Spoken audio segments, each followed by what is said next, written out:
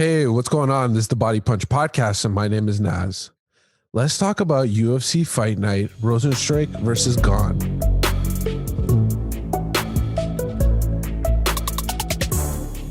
We got a fun fight night card coming up with Ciryl Gane and Jairzinho Rozenstruik going at it. With the heavyweight division being the influx of talent that it is currently, this fight is super interesting, and it could mean a lot for the upcoming contenders. Super powerful guys, and I think this is going to be an amazing striking battle. Because of this, I brought in one of my friends who is very knowledgeable in the sport. You might have heard him in past podcasts, but I think it was important that we get his take on this card. I'd like to introduce my friend Mas. Mas, if you want to introduce yourself. Hey guys, it's good to be back once again, and I'm ready to break this fight night down. Awesome. Yeah. I think just to start this off, this is going to be an exciting fight night card. I think that the main event is one that we can't miss. And overall, like I said before, it's going to be an amazing striking battle. Mas, if you want to start us off on the main event itself, what are your thoughts? Let me know what you think about this heavyweight clash. I mean, we got a lot going on over here. We got Rozenstruik versus Ciryl, and Rozenstruik. We all know he suffered a very bad loss against Francis, but he's coming off a win off of a former champion who is Rafael dos Santos. And he's, beating a name like that, it brings your confidence right back, right? Excuse me. And I feel like this is going to be the fight where we're going to find out whether he's ready for the belt or not, right? And I was listening to an interview earlier, and Rozenstruik was saying that, you know what, regardless of what happens in this fight, I want one more fight before the belt, and then I'll be ready. And going back to Ciryl, he has a lot of momentum behind him right now, right? He's coming off a major win streak, and he's fairly new. And I'm ready to see. Yeah, I think you brought up a good one right there. It was the JDS fight. Both of them have that fight under their belt. It was actually both of their last fights. Ciryl Gane fought him on December 12th, 2020. Jairzinho Rozenstruik fought him August 15, 2020. And both of them, they KO'd JDS. Ciryl Gane got him in the second round. And then, funny enough, Jairzinho Rozenstruik also got him in the second round.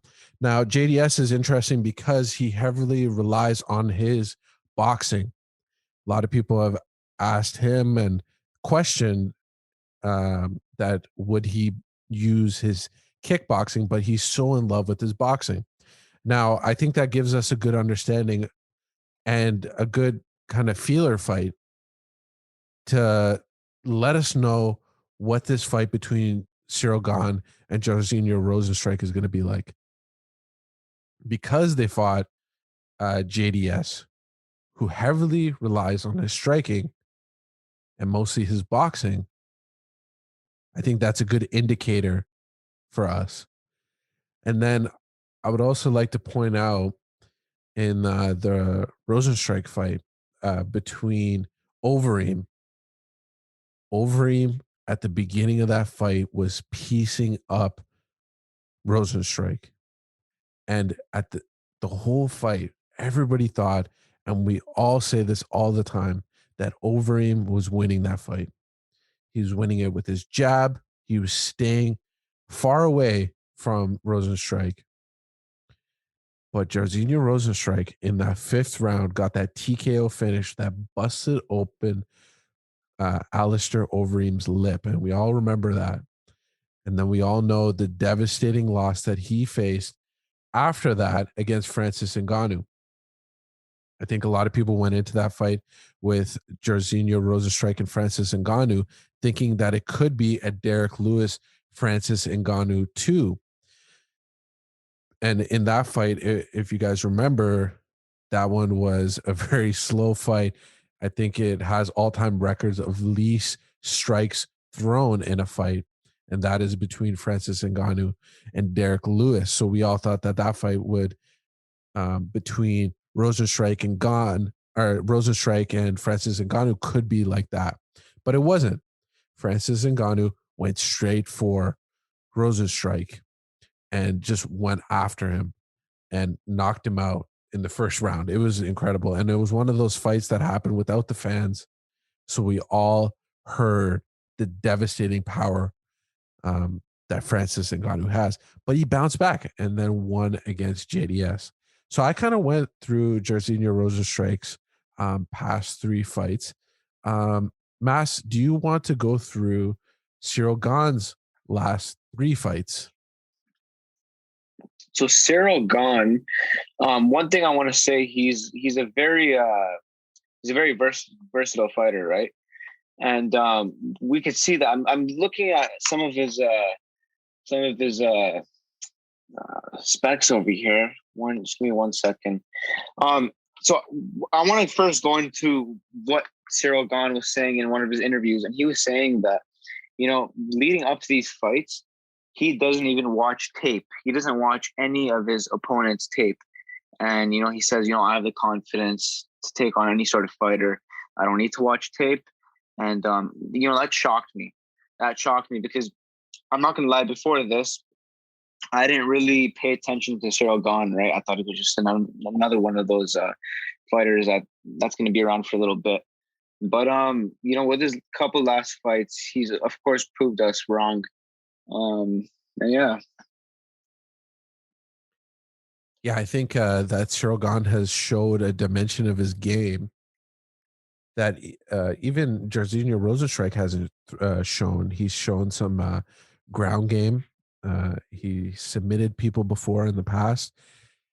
He has also thrown a lot of kicks. We've seen him throw knees. He's very versatile in that way.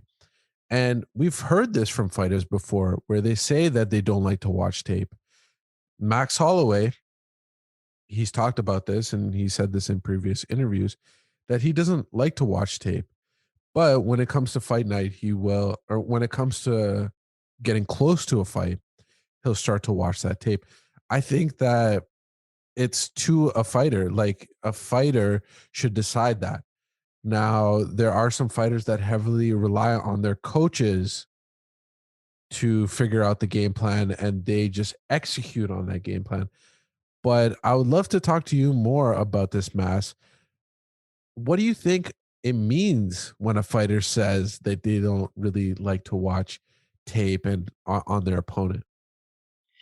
I mean, at the end of the day, we know how these mind games work. And, I was actually, I did some more research into this and I was trying to figure out what Rozenstruik thought of this. And he said, you know what, listen, at the end of the day, a lot of fighters say that, but we all know it's a mind game, right?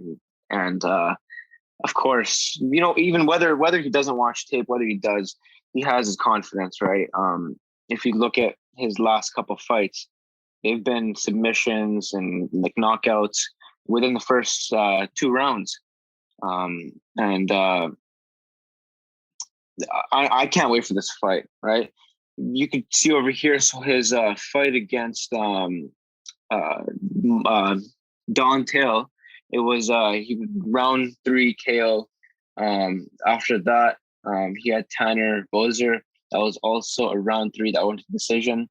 And then finally, JDS, he had a round 2 KO. And I'm ready for this. He's very versatile, and I can't wait to see the outcome of this fight.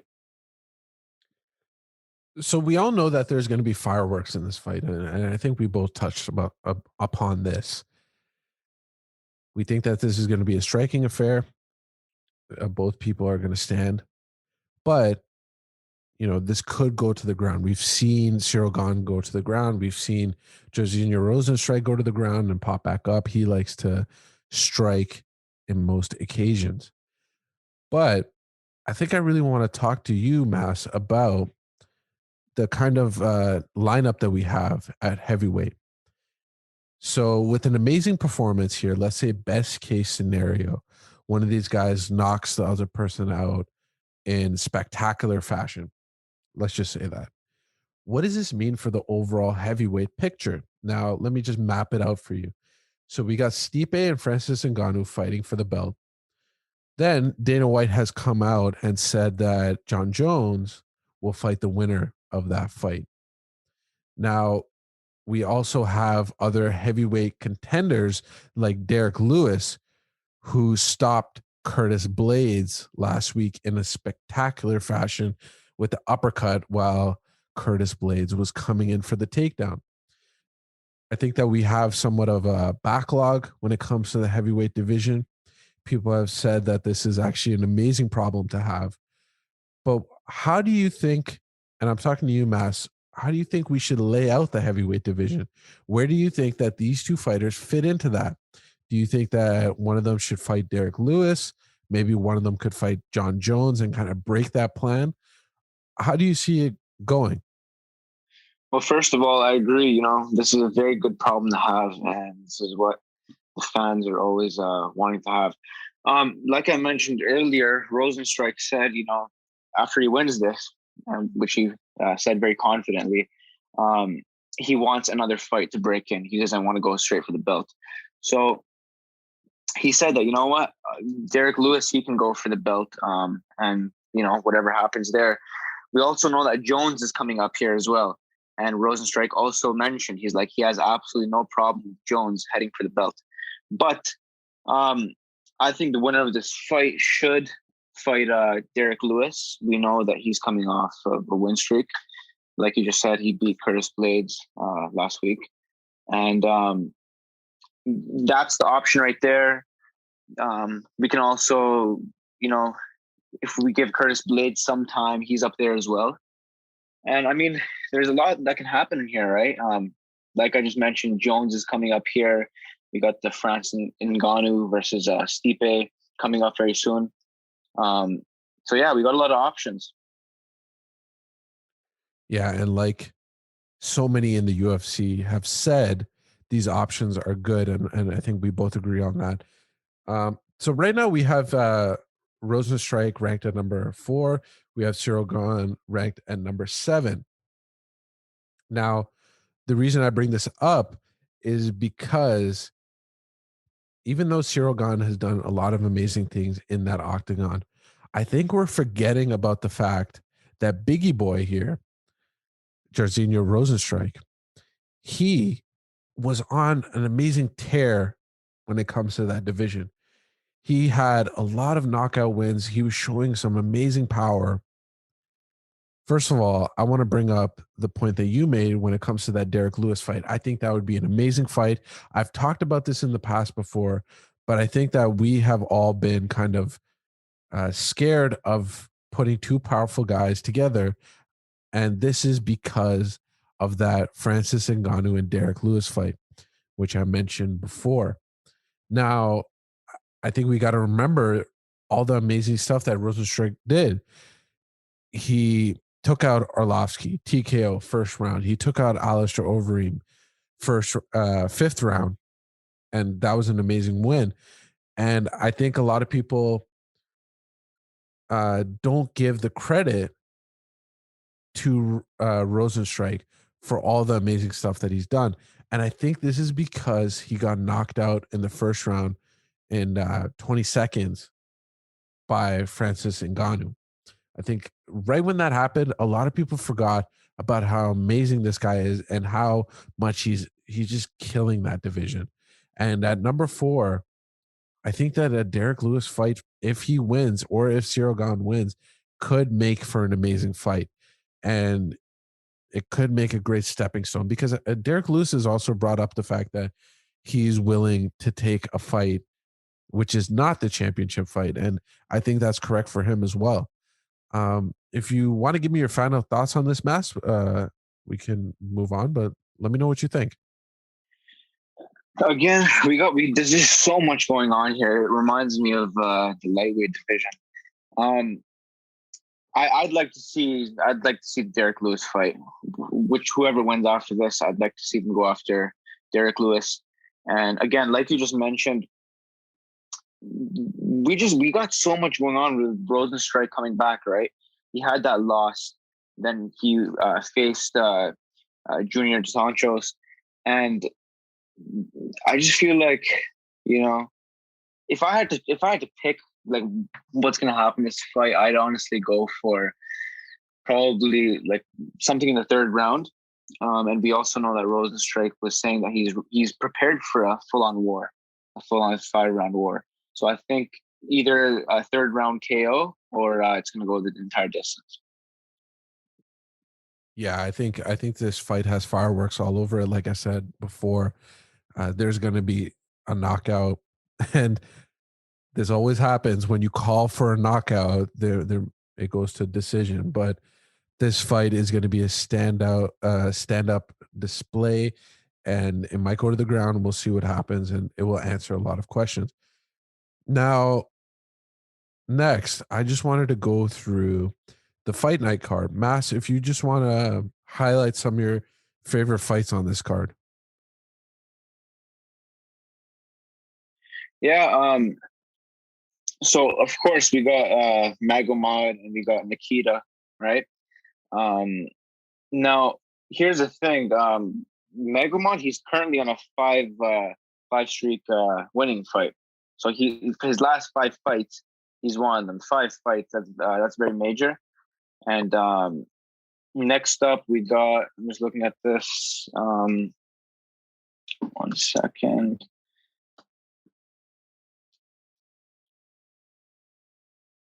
After that, we got Montana. She's also. This is her second fight during quarantine. So she got COVID, I think, a couple weeks ago, and she had to pull out, but now she's back here. Um, and she's definitely looking through Myra. She's had a tremendous amount of respect for her throughout all the interviews, and they've honestly both shown respect.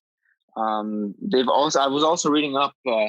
They actually both trained together a couple of times, which was pretty crazy to see. I didn't know that, but that was the first. And yeah. Yeah, I think the Magomed Ankalaev fight is a good fight. Is a great fight, and I think you mentioned the winning streak that he was on, and I would just like to mention the fact is that we know this guy has amazing potential.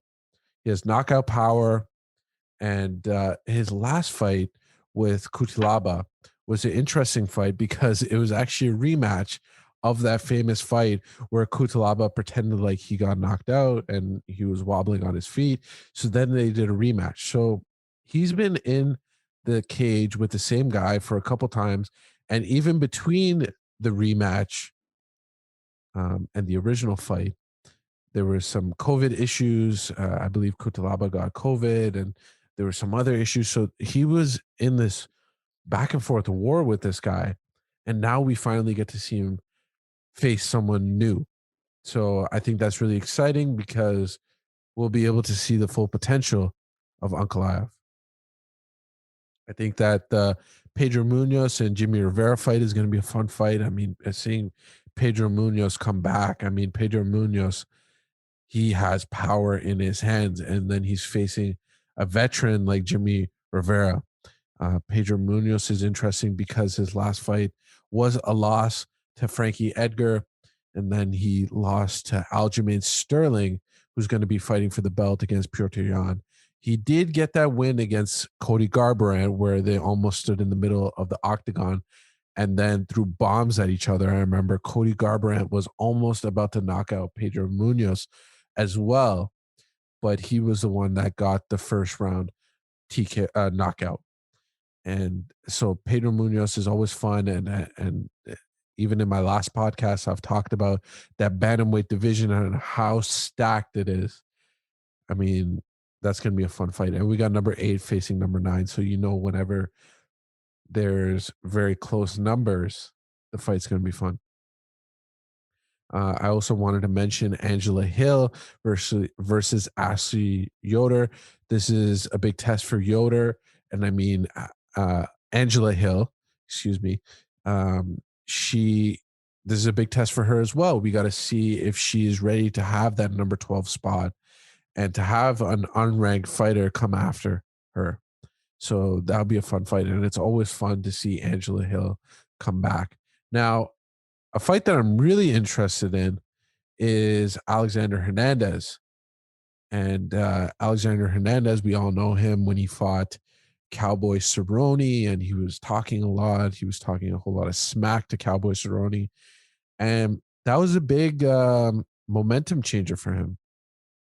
He actually got outstrike. Cowboy Cerrone does what Cowboy Cerrone does. We see Cowboy Cerrone come in there sometimes and he shows his greatness. Sometimes he doesn't. But in this fight, in the second round, he got a knockout against Hernandez. And then at that point, we saw Hernandez have a shift in his mentality. He wasn't really calling people out anymore. He was a lot more reserved. And we've seen him win a couple of fights after that. Very talented fighter. Alexander Hernandez is. We see him with that really pressure fighting style, always on his toes, really extended, having a little bit of a karate stance, but it seems like the gas tank is unlimited. So really excited to see Alexander Hernandez come back, and it's a good spot for him being the prelim headliner. So I think this is going to be a fun fight. We got a lot of sneaky good fights on this card, but the main event between Ciryl Gane and Rozenstruik is going to be a fun one, and it's one that we cannot miss. Mas, I'll let you have some of the final words. Go ahead if you want to say anything. Finally, for this fight, again, this Montana versus Myra, I'm really looking forward to that as well. But this Alexander Hernandez fight, we were talking about this earlier before the podcast started. And we're talking about how, he went in with his attitude against Cerrone and, the outcome of that. And, if you look at a lot of patterns with fighters who go in with an ego mentality to a fight and, they don't end up getting the outcome that they wished for, they turn out very different, right? And we can tell by a lot of the interviews that Hernandez has had, and he kind of seems like egoless right now. And I'm just really looking forward to seeing how he performs. I want to see how that shifts his mentality within the octagon. And that's going to be very interesting to see. Yeah, that prelim headliner, I'm really excited for it. And, Alex Hernandez, I think at the beginning of his career, he had a big name in front of him. And, I think he just wanted to make a name, and unfortunately it didn't work out too well. And Donald Cerrone was Donald Cerrone that night. So really fun fight. I really love talking to you, Mass, about this one. Not going to miss this one because there's a lot of sneaky good fights on this card. But thank you for listening to us talk. And I really appreciate it. This has been the Body Punch Podcast. If you could subscribe, hit the bell notification on YouTube, that'd be really appreciated. If you could listen to the podcast on the different podcast platforms, that'd be amazing. If you could give a follow, 5 stars, all that good stuff, that'd be great. Like I said, this has been the Body Punch Podcast. My name is Naz. Bye.